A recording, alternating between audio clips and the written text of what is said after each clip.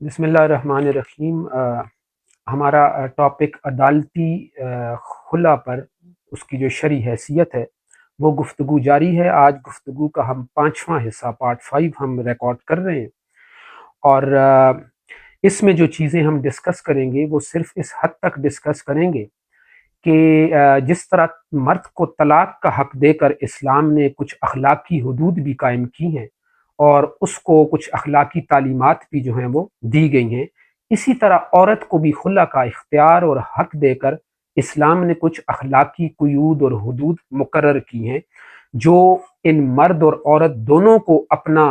یہ معاہدہ ختم کرنے کا اختیار استعمال کرتے ہوئے ان کو اوبے کرنا پڑتا ہے، انہیں کنسیڈر کرنا پڑتا ہے، اور ان سے صرف نظر کی اجازت نہیں دی گئی۔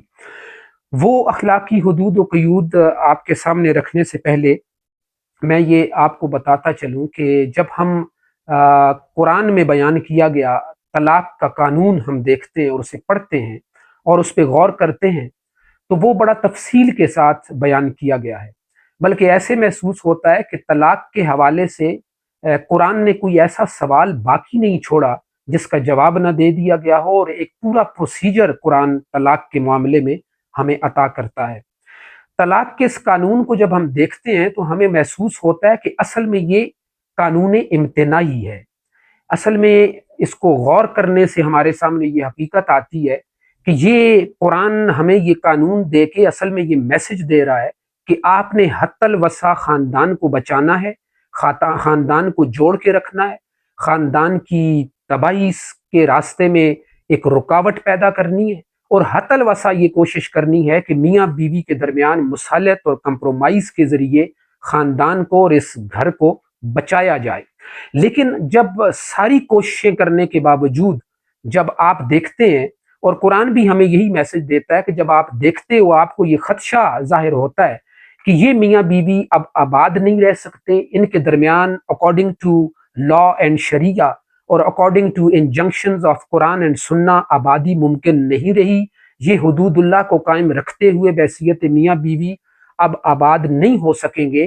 تو پھر پورا ایک پروسیجر دیتے ہوئے کہ آپ ثالثی کونسل تشکیل دیتے ہیں، آپ خاتون کی طرف سے ایک بزرگ بٹھاتے ہیں، آپ مرد کی طرف سے ایک بزرگ بٹھاتے ہیں، اور پھر بھی اس پورے جرگے کو بٹھانے کے باوجود، اور جس طرح لا آف لینڈ کہتا ہے کہ یونین کاؤنسل اپنا کردار ادا کرے گی، اس کے باوجود اگر آبادی ممکن نہیں دکھتی اور دکھائی نہیں دیتی، تو پھر قرآن ایک مرد کو طلاق کے ذریعے ایک آخری حربے کے طور پہ اسے یہ حق دیتا ہے کہ وہ یہ آخری قدم اٹھا سکتا ہے، وہ یہ آخری سٹیپ اٹھا سکتا ہے اور اس معاہدے کو ختم کر سکتا ہے۔ حتی الوسع پوری کوشش کی جاتی ہے کہ کسی نہ کسی طرح ان کے درمیان رجوع ہو جائے اور خاندان بچ جائے۔ یہ کچھ اخلاقی حدود اور قیود ہیں جو مرد کو طلاق کے حق پر دی گئی ہیں، اور اسے کہا گیا ہے کہ آپ بے وجہ طلاق نہیں دیں گے، آپ بے وجہ عورت کو اذیت دینے کے لیے اس معاہدے سے اسے خارج نہیں کریں گے، اور آپ پوری کوشش کریں گے کہ آپ اس کے اعتراضات کو ختم کر کے کسی نہ کسی طرح رجوع کی طرف جائیں اور گھر کو بچانے کی کوشش کریں۔ اسی طرح یہ اب اس قانون کو ہم دیکھتے ہیں تو ایسے پتہ چلتا ہے کہ قرآن پوری کوشش کر رہا ہے کہ طلاق کی طرف آپ نے نہیں جانا، قرآن پوری کوشش کر رہا ہے اور ایک لا اور ایک اصول اور ایک قاعدہ اور ضابطہ ہمیں دے رہا ہے کہ آپ نے ہر حال میں اس رشتے کو بچانے کی کوشش کرنی ہے اور اس گھر کو بچانے کی کوشش کرنی ہے، اور اس پوری کوشش کے باوجود اگر نہیں ہے تو پھر مرد کو یہ حق دیا گیا کہ وہ طلاق کا سٹیپ اٹھائے۔ اسی طرح جب عورت کو خلا کا حق دیتا ہے اور اختیار دیتا ہے تو ساتھ یہ پابندی عائد کرتا ہے کہ وہ بھی کچھ اخلاقی حدود کی پابند رہے گی۔ اس اخلاقی حدود کو جو اس کو پابند کیا گیا ہے ان میں ان کی کچھ چند وجوہات ہیں جو میں آپ کے سامنے رکھ دیتا ہوں۔ یہ اخلاقی حدود اس لیے قائم کی گئی ہیں کہ تاکہ طلاق اور خلا کو کھیل تماشا نہ بنایا جائے، اور دوسری وجہ یہ بھی ہے کہ مرد طلاق جب دے گا تو بغیر کسی شرعی عذر یا بغیر کسی ایک ریزنیبل گراؤنڈ کے نہیں دے گا، اور عورت بھی جب خلا لے گی تو وہ بھی بغیر کسی شرعی عذر اور بغیر کسی ریزنیبل گراؤنڈ کے نہیں لے گی۔ تیسری وجہ یہ بھی سامنے آتی ہے کہ طلاق کو آخری حربے اور اقدام کے طور پہ استعمال کیا جائے گا، اور اسے فرسٹ سٹیپ پہ استعمال نہیں کیا جائے گا، اور اسی طرح عورت کا جو حق خلا اور اختیار خلا ہے وہ بھی اسے آخری حربے کے طور پہ استعمال کرے گی، وہ بھی اسے چھوٹی چھوٹی باتوں پہ خلا لینے کی بات نہیں کرے گی، اور اس معاہدے کو ختم کرنے کے لیے جذباتی بنیادوں پہ کورٹ آف لا میں نہیں جائے گی۔ یہ ایک اخلاقی طور پہ اسے پابند کرنے کی کوشش کی گئی ہے تاکہ یہ رشتہ قائم رہے۔ چوتھی وجہ یہ ہے کہ مرد عورت کو اذیت دینے کے لیے، اس کے دل و دماغ میں نفرت پیدا کرنے کے لیے، اسے ٹیز کرنے کے لیے، اسے دل و دماغ کی اذیت میں مبتلا کرنے کے لیے اور کسی انتقامی کارروائی کا نشانہ بنانے کے لیے طلاق کا اختیار استعمال نہیں کرے گا اور حق استعمال نہیں کرے گا۔ اسی طرح عورت کو جو خلا کا حق دیا گیا ہے وہ بھی مرد کو اذیت دینے کے لیے اور انتقامی کارروائی کرنے کے لیے اور ذہنی اور قلبی طور پر اسے پریشان کرنے کے لیے یہ خلا کا حق استعمال نہیں کرے گی۔ اس کے بعد جو اخلاقی حدود قائم کی گئی ہیں وہ ہم قرآن و سنت کی روشنی میں انہیں دیکھیں گے کہ طلاق اور خلا، مرد اور عورت کو جو حق دیے گئے ہیں ان پر کیا اخلاقی قدغن لگائی گئی ہے۔ اس میں جو پہلی حد قائم کی گئی ہے وہ ہمیں سورہ بقرہ کی آیت نمبر 229 کی روشنی میں ہمیں نظر آتی ہے اور ہماری رہنمائی کرتی ہے۔ اسی طرح سورہ نساء کی آیت نمبر 19 ہماری رہنمائی کرتی ہے۔ اس میں ہم دیکھ لیتے ہیں کہ اس کو اگر ہم ایک جملے میں بیان کریں کہ ہماری کیا رہنمائی ہوتی ہے تو وہ یہ ہوتی ہے، اور اخلاقی حد جو ہمارے سامنے آتی ہے وہ یہ ہوتی ہے کہ اگر خلا مرد کی کسی زیادتی کی وجہ سے لی جا رہی ہے تو مرد کو چاہیے کہ وہ زر خلا جو ہے وہ اس کا مطالبہ نہ کرے اور عورت سے کسی معاوضے کا مطالبہ نہ کرے اور معاوضہ قبول نہ کرے۔ اس آیت کی روشنی میں مفسرین کرام یہ کہتے ہیں کہ اگر خلا عورت اس حالت میں اور اس حالات میں اور ایسے سرکمسٹینسز میں لے رہی ہے کہ مرد نے اس کا جینا حرام کیا ہوا ہے یا مرد کوئی زیادتی کا ارتکاب کر رہا ہے اور عورت بیچاری جو ہے وہ خلا لینے پہ مجبور ہے، تو پھر اسلام یہ کہتا ہے کہ مرد کو چاہیے کہ وہ معاوضے کا مطالبہ نہ کرے، اور یہ ایسی صورت میں کہ اس کی زندگی بھی اس نے تباہ کر رکھی ہے، اس کے لیے وہ قابل نفرت بھی ہے، اس کا کردار، اس کا رویہ، اس کی اخلاقیات یا جس بھی بنیاد پر وہ خلا پہ مجبور ہو گئی ہے،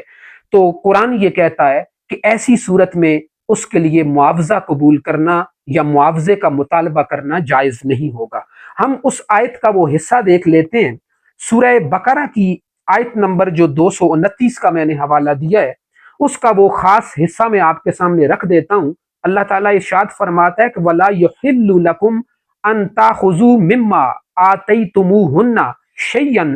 إِلَّا أَن يَخَافَا أَلَّا يُقِيمَا حُدُودَ اللَّهِ۔ اس کے بارے میں اللہ تعالیٰ یہ ارشاد فرماتا ہے، اس کا میں ترجمہ آپ کے سامنے رکھتا جاؤں۔ وہ کہتا ہے کہ اور یہ جائز نہیں ہے کہ جو کچھ تم انہیں دے چکے ہو ان میں سے کچھ واپس لے لو، مگر یہ کہ ان دونوں کو خوف ہو کہ وہ اللہ کی حدود کو قائم نہیں رکھ سکیں گے، تو پھر یہ معاوضہ لیا جا سکتا ہے۔ اور دوسری اسی میں سورہ نساء کی آیت نمبر 19 جو ہے وہ ہماری رہنمائی کرتی ہے۔ سورہ نساء کی آیت نمبر 19 کا وہ حصہ میں آپ کے سامنے رکھتا چلوں۔ اللہ تعالیٰ ارشاد فرماتا ہے اس میں، یہ پوری آیت جو یا ایھا الذین آمنوا لا یحل لکم ان ترثوا النساء کرہا، آگے جو اس کا حصہ ہے کہ ولا تعضلوہن لتذہبوا ببعض ما آتیتموہن الا ان یاتینا بفاحشۃ مبینہ۔ اس میں اللہ تعالیٰ ارشاد فرماتا ہے سورہ نساء کی اس آیت نمبر 19 میں، اور اس کا ترجمہ بنتا ہے کہ اور انہیں تنگ کر کے جو کچھ ان کو دے چکے ہو وہ واپس لینے کی کوشش نہ کرو، یعنی انہیں اذیت دے کر، انہیں ذہنی اور قلبی طور پر پریشان کر کے اگر تم اپنی بیویوں کو یا اپنی وائف کو تم نے اگر جو کچھ تم دے چکے ہو یعنی مہر کی صورت میں یا کوئی اور اس کو جو چیز تم نے دی ہے جو خلا لینے کے لیے اس نے واپس کرنی ہے، تو اگر تم زیادتی کر رہے ہو تو پھر اس معاوضے کا مطالبہ تمہارے لیے جائز نہیں ہے۔ یہ دو سورہ مبارکہ اور ان آیت مبارکہ کی روشنی میں ہمیں جو اخلاقی حد نظر آ رہی ہے وہ یہ آ رہی ہے کہ پہلی بات کہ اگر خلا مرد کی زیادتی کی وجہ سے عورت لے رہی ہے تو پھر مرد کو اس سے معاوضے کا مطالبہ نہیں کرنا چاہیے، یہ اس کے لیے جائز نہیں ہے۔ اور اگر خلا بیوی خود زیادتی کر کے لے رہی ہے، یعنی مرد کی کوئی زیادتی نہیں ہے، وہ مرد کو اذیت دینے کے لیے اور اس کو ذہنی اور قلبی پریشانی کرنے کے لیے اور کوئی انتقاماً اسے کسی انتقام کی آگ میں جلانے کے لیے اگر عورت بغیر شرعی عذر کے اور بغیر وداؤٹ اینی ریزنیبل گراؤنڈ خلا کے لیے عدالت میں جاتی ہے، ہو سکتا ہے اسے خلا مل جائے گی اور عدالت اسے خلا بھی گرانٹ کر دے گی اور ڈگری اسے مل جائے گی، لیکن قرآن اسے اخلاقی طور پر یہاں پہ پابند کر رہا ہے کہ عدالت سے تو تم خلا لے لو گی، لیکن اللہ کے سامنے بھی تم نے جواب دینا ہے، اور تمہیں یہ چاہیے کہ اگر تم زیادتی کر رہی ہو تو پھر تم جو ہے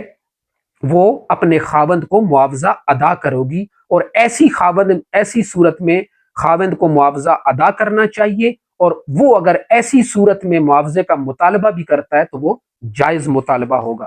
تیسری جو حد اس میں قرآن بیان کرتا ہے وہ ہمارے سامنے یہ آتی ہے کہ طلاق اور خلا آخری چارہ کار کے طور پہ استعمال کیا جائے گا، حتی الوسا، پہلے سٹیپ پہ۔ ہمارے معاشرے میں یہ رواج بن چکا ہے کہ اگر عورت نے چائے میں چینی زیادہ ڈال دی ہے اور پتی کم ڈال دی ہے، یا نمک آٹے میں زیادہ اور کم ہو گیا ہے، یا اس کی کوئی عادت آپ کو پسند نہیں آئی کسی خاص معاملے میں یا کسی رویے میں، تو ایک دم جو ہے آپ جذباتی طور پہ اپنا وہ حق استعمال کرتے ہیں اور وہ اختیار استعمال کر بیٹھتے ہیں جو آپ کو قرآن کہہ رہا ہے کہ یہ آخری حربہ ہے، یہ لاسٹ سٹیپ ہے۔ جب سارے دروازے بند ہو جاتے ہیں، جب ساری کوششیں ضائع چلی جاتی ہیں، تو پھر آپ آخر میں جب کوئی راستہ نہیں رہتا تو پھر سوائے اس کے اور کوئی راستہ خاوند کے پاس نہیں ہوتا کہ وہ ڈائیورس اناؤنس کر دے گا۔ اور اسی طرح خلا کا جو راستہ اور اختیار بیوی کو دیا گیا ہے وہ بھی اس حالت میں دیا گیا ہے کہ اسے نہیں چاہیے، اس کے لیے یہ اخلاقی حدود قرآن قائم کرتا ہے کہ وہ بھی اگر خاوند کی کسی چھوٹی موٹی غلطی پہ، اس کے کسی چھوٹے موٹے رویے پہ اور اس کی کسی چھوٹی عادت پہ جس کی اصلاح کی جا سکتی ہے، اس پہ اگر اس کو بنیاد بنا کے وہ اس سے خلا کا مطالبہ کرتی ہے تو یہ بھی وہ زیادتی کا ارتکاب کرے گی۔ اسے اخلاقاً یہ سوچنا چاہیے کہ مجھے ایسا نہیں کرنا چاہیے۔ چوتھی حد جو قرآن و سنت اس حوالے سے ڈالتا ہے اور پیدا کرتا ہے اور قائم کرتا ہے، وہ ہمیں ابن ماجہ کی روایت سے ہمارے سامنے آتی ہے، حدیث نمبر 218 بنتی ہے، اور یہاں پہ صفحہ جو ہے وہ بنتا ہے 289۔ یہ عبداللہ بن عمر رضی اللہ تعالیٰ عنہ کی حوالے سے یہ روایت ہم تک پہنچتی ہے، اور یہ آپ سنتے بھی رہتے ہیں کہ مشہور مفہوم ہمارے سامنے رکھا جاتا ہے، وہ یہ ہے کہ حلال کاموں میں سب سے زیادہ مقبوض ترین کام طلاق دینا ہے، یعنی اللہ تعالیٰ کو یہ ناپسند ہے کہ آپ کو اجازت بھی دی گئی لیکن پھر بھی یہ ناپسند ہے کہ آپ بغیر وجہ کے اگر طلاق کا حق استعمال کرتے ہیں اور اذیت اور انتقامی کارروائی کرنے کے لیے اپنی بیوی کو آپ یہ اپنے اس نکاح کے معاہدے سے خارج کر دیتے ہیں تو اسے ناپسندیدہ فعل قرار دیا گیا۔ خلا کے حوالے سے ایک حدیث ہمارے سامنے ترمذی کی روایت آتی ہے، یہ حدیث نمبر 1186 ہے اور صفحہ بنتا ہے 379۔ یہ حدیث جو ہے اس میں خلا کے حوالے سے تاکید کرتے ہوئے اور ایک اخلاقی اصول دیتے ہوئے نبی صلی اللہ علیہ وسلم کا ارشاد گرامی ہے کہ جو عورت بغیر کسی وجہ کے خلا طلب کرے تو وہ جنت کی خوشبو سے محروم کر دی جائے گی۔ یہ اسے اخلاقی طور پہ یہ تعلیم دی گئی کہ شوہر کو اذیت میں مبتلا کرنے کے لیے اور بغیر کسی ریزنیبل گراؤنڈ پہ تم خلا کا مطالبہ نہ کیا کرو، ہو سکتا ہے عدالت تمہیں خلا دے دے گی لیکن اخلاقاً تم نے یہ ایک غلط قدم اٹھایا ہوگا۔ پھر خلا کے حوالے سے ترمذی کی روایت ہمارے سامنے ایک اور اخلاقی حد ہمارے سامنے پیش کرتی ہے، اس میں نبی صلی اللہ علیہ وسلم کے ارشاد گرامی کا ایک مفہوم ہمارے سامنے آتا ہے کہ بغیر وجہ اور بے جا خلا لینے والیاں منافق ہیں۔ یہ انہیں بتایا گیا ان خواتین کو جو بغیر کسی ریزنیبل گراؤنڈ کے اپنے خاوند سے خلا کا مطالبہ کرتی ہیں، تو انہیں کہا گیا کہ یہ ایک منافقت کی علامت ہے، تمہیں ایسا نہیں کرنا چاہیے۔ یہ وہ اخلاقی قیود اور حدود تھی جو میں نے آپ کے سامنے طلاق کے حوالے سے اور خصوصاً اس ٹاپک کے حوالے سے، کیونکہ ہم خلا کو ڈسکس کر رہے ہیں، یہ قرآن و سنت عورت کے لیے اور مرد کے لیے طلاق کے حوالے سے اور عورت کے لیے خلا کے حوالے سے قائم کرتا ہے کہ قانوناً آپ کا یہ حق ضرور ہے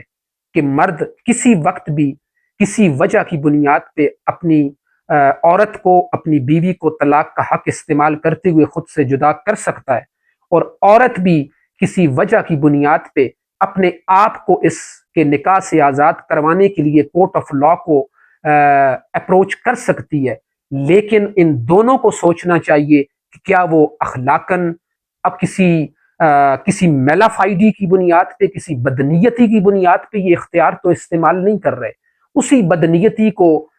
کی مذمت کرتے ہوئے اور بغیر وجہ کھیل تماشا بنا کر اس حق کو، چاہے طلاق کی صورت میں ہو یا خلا کی صورت میں ہو، اسے استعمال کرنے سے روکا گیا ہے، اور یہ اخلاقی پابندیاں جو ہیں وہ نافذ کی گئی ہیں۔ یہ ہماری کنورسیشن کا پارٹ 5 تھا۔ انشاءاللہ پارٹ 6 میں ہم اسی گفتگو کو جاری رکھیں گے اور عدالتی خلا پر اس کی جو شرعی حیثیت ہے اس پہ بات کریں گے۔ Thank you.